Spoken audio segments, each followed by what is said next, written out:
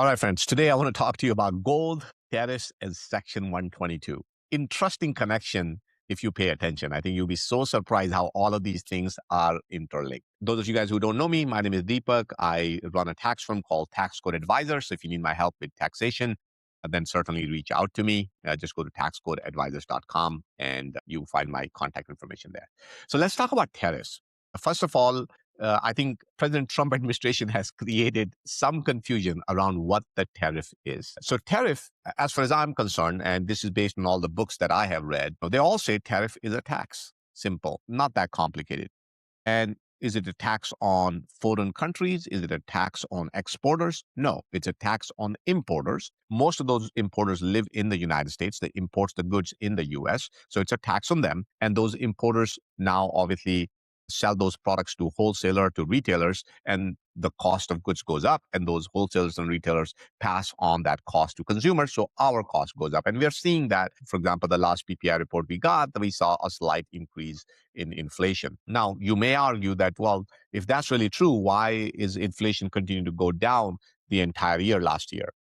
And I think there are a lot of reasons for that. We don't really have a clarity on that one way or the other. One answer could be is exactly what President Trump and his administration is saying. That is that, all the importers in the United States are actually foreigners. U.S. doesn't really import anything. Foreign companies come in the U.S., they set up a shell company, they pay the tariffs, and they absorb the cost, and they just give the discount to U.S. wholesalers, and there is no increase in cost. So that could be certainly true. I don't have a way to prove it wrong, but that is one explanation. Other explanation could be is that we have had some inflation going down in other areas. For example, housing inflation is down. We see energy is down a lot, stuff like that. So maybe some of this other reduction in other area is offsetting the inflation out of tariffs as well. But what I do know is I can tell you as a consumer is my cost of doing business is certainly up. I do know when I go to grocery shop,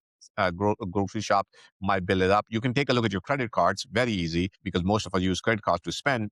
Just compare it with last year. Are you spending more money? Most likely you are. And by the way, market loves it. Oh, spending is up. It's not that spending is up. It's just that we have no choice. We have to spend because our cost is up. So that's the reality of tariffs, at least from my personal point of view, and maybe you probably experienced the same way. So what happened on the 20th? So on 20th, the Supreme Court ruled 6-3 that the tariffs, IEEPA tariffs in particular, were illegal. What is IEEPA? International Emergency Economics Power. So, question is, what was the emergency? And President Trump gave a lot of emergencies. Deficit was one, drugs was another one, and then there were wars going on around the world. So the United States had no other choice but to put tariffs to settle the war, stuff like that. So there were a lot of different reasons, and Supreme Court goes like, that doesn't really make sense. And they said, no, that law does not give you the power to do this. The judges pointed out that the word tariff itself doesn't even appear in the law. And no president in American history had ever used it to impose tariffs before President Trump. So the court said tariffs are a form of taxation and only Congress have the power to tax, not the president alone. And the word alone is the key word here, because there are some like overlapping situations where executive branch and the congressional branch kind of share the responsibility a little bit. But the idea is they both should be working together. Did the President Trump agree? Of course not.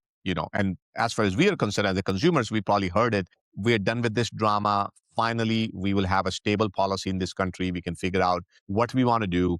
If you're my business client and maybe you're doing a lot of imports, maybe you have a coffee shop, restaurant, and you're getting a whole bunch of products from outside the country, you probably were like relieved, like, okay, finally we can move on.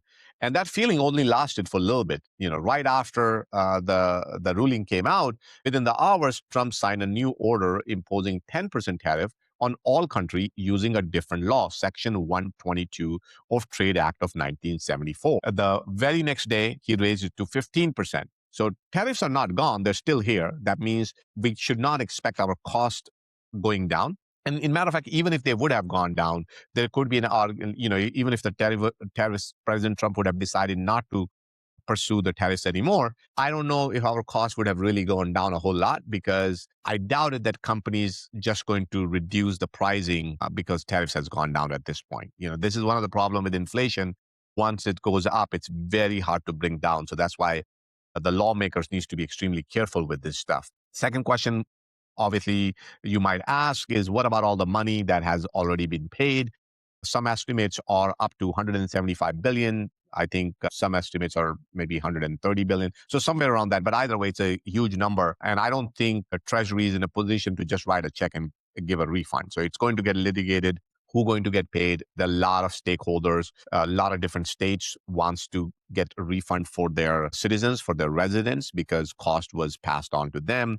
Then there are business owners who had to pay extra to import stuff. For example, Costco, Toyota, GoPro, Goodyear, many other companies. There are maybe around 2,000 plus companies who got directly impacted with tariffs. Small companies, I mean, they're out of luck until this thing gets resolved. They're probably just going to sit on the sideline. And then there are companies who might not want to deal with all this because they want to have good relationship with Trump administration. So there are all kind of situations going on as to who's going to get a refund, when they're going to get a refund. So I don't think we should really even get into that. I think if you ask me personally, I think at some point of time, refunds will be made. To whom, when that happens, we don't know. But I think to make all of this stuff to go away, there's going to be a massive money printing at some point. So that's my best guess. Okay, so let's understand the Section 122 that President Trump wants to use, and how does that relate to gold, and has this been used in the past? We need to understand this to able to see where we might be heading. So in order to understand this, you have to go back to 1960. So if you guys remember, dollar used to be pegged against gold. Do you remember the gold price back then? It was $35 an ounce. That's right. It was pegged against $35 an ounce. I know you today it's 5,000. And think about it. It's not, we're talking about 1960. We are still in 2026. So not that many. It just kind of shows you the power of gold. But anyhow, $35 an ounce, 1960 timeframe. And United States was printing money, sending dollars all over the place. Kind of like that. Kind of like what's happening today, right? You probably go like, similar situation. Yeah, similar situation. And then one day the world woke up and they said, something is wrong here. United States can't possibly have so much gold that they just keep issuing dollars to everyone. Maybe we should get our gold back. Something is wrong. And then all of a sudden, everybody started asking for their gold back. And this is when President Nixon said, you know what? I'm going to fix this problem. I am going to tell people there's no gold. You're not going to get the gold back. You get to keep the dollar. And we're just going to no longer be pegged against the gold. And then people say, wait a minute. If you do that, wouldn't people get upset? People get really mad at you for doing that? Like you promised them that your dollar was pegged against gold, and now all of a sudden you're telling them it's not pegged against gold. Wouldn't that create a problem in the world? And President Nixon said, no, I can deal with it. How? Tariffs. I'm going to put a 10% tariff on everyone. That was the solution. So people will get so scared that they want to do business with the United States. So that's why they're going to let the US get away with removing that gold-backed dollar. So that was the strategy. And then Congress says, wait a minute, that doesn't sound right. Are you saying president should be allowed to just put tariffs on anyone that they want to put tariffs on? And then obviously there were negotiations, and Nixon tried to make sense out of it that why we need it, because otherwise it's going to create all kind of problems. All of a sudden, all the countries going to ask for the gold back. We don't have enough gold. It's going to create a problem for the country. So the Congress says, fine, let's do this. If we have balance of payment problem, then president should be allowed to put tariffs maximum up to 15% and up to 150 days. That was the goal. But guess what? The gold standard is gone. Nobody is coming to the US asking for gold. All the countries who are being tariffed right now, not a single one of them that I know has asked for their gold back. So President Trump is using a law that was designed to stop countries asking for their gold back. Okay, that law it's like obsolete. The problem doesn't exist. Nobody's asking for gold. So my guess is, just like IEEPA tariffs, most likely this will get struck down in the court as well.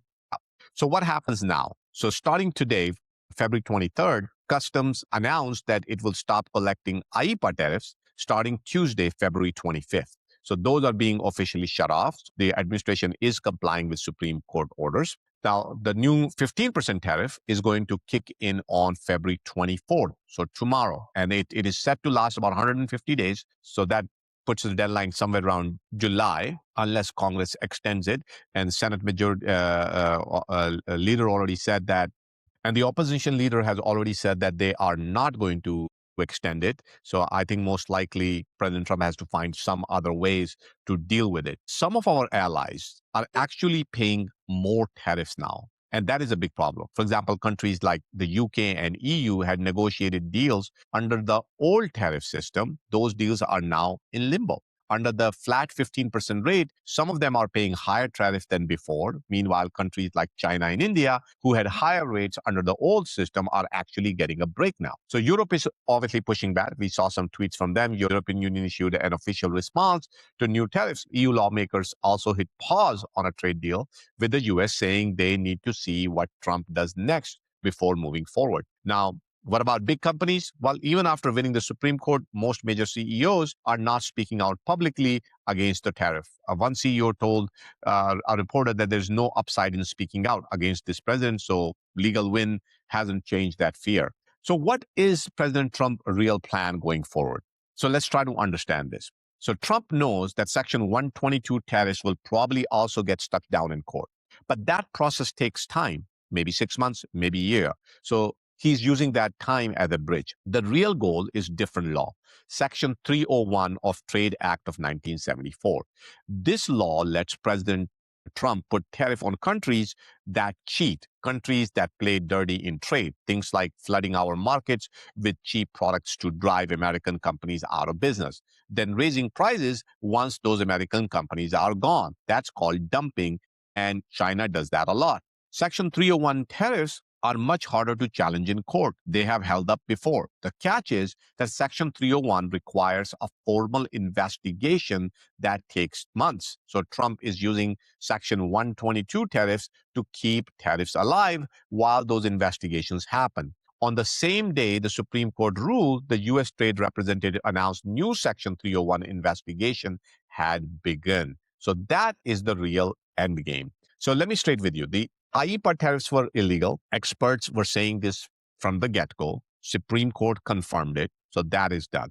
The new Section 122 tariffs are almost illegal as well. Experts across the board are saying the same thing. It will probably take maybe another 6 months, a year before courts give a judgment on that. In the meantime, people like you and me, we're going to continue to pay higher prices. It's not like our cost is going down. Big corporations will most likely eventually get their money back in refunds, and the whole cycle starts all over again. So, I think at this point, the focus is really going to be on midterms, because after the midterms, if President Trump loses the House and the Senate, that is going to change the entire landscape of how his policy is going to be going forward. So things are starting to get very hot, very spicy. So what do we do as an investor in this market?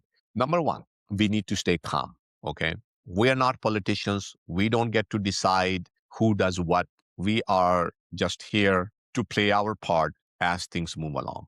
History has shown over and over again that panicking is what makes us lose money during such times. We just need to stay calm. We need to stay put and let things work out on their own. So questions we got to ask ourselves is, everybody is looking at the world a little bit differently, and they all trying to do the right thing. So whether we agree with President Trump or not, that's a whole different personal choice. But I do think that President Trump, in his point of view, is trying to do the right thing for the country.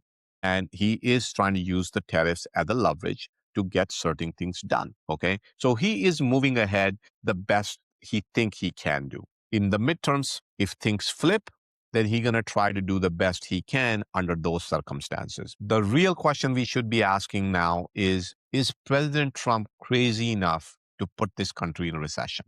If you believe that is true, then maybe you do sell out of the market. Maybe you do get into safety. Maybe you do, move everything into cash if you think that things can get that bad. I don't think so. Things going to get that bad. Can market have a correction? Sure. Okay.